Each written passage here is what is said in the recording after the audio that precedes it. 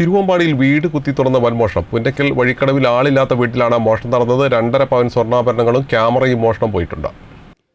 തിരുവമ്പാടി ഗ്രാമപഞ്ചായത്തിലെ പുന്നക്കൽ വഴിക്കടവിലുള്ള താഴത്ത് വീട്ടിൽ നോയലിൻ്റെ വീട്ടിലാണ് കഴിഞ്ഞ ദിവസം പുലർച്ചെ 2:30-ഓടെ കവർച്ച നടന്നത്.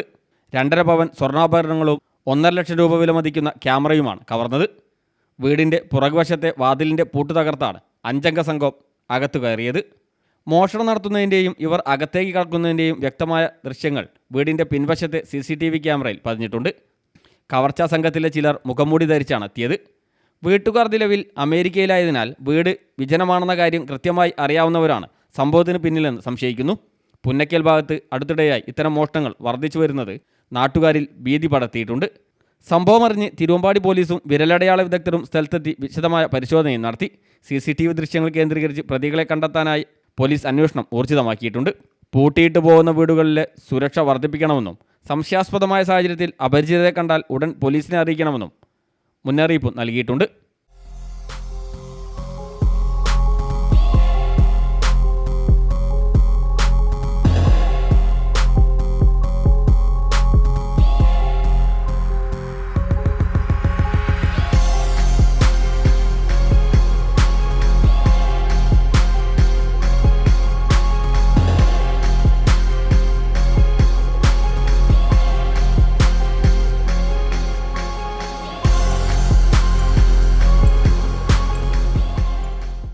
News bureau, Thiruvambady.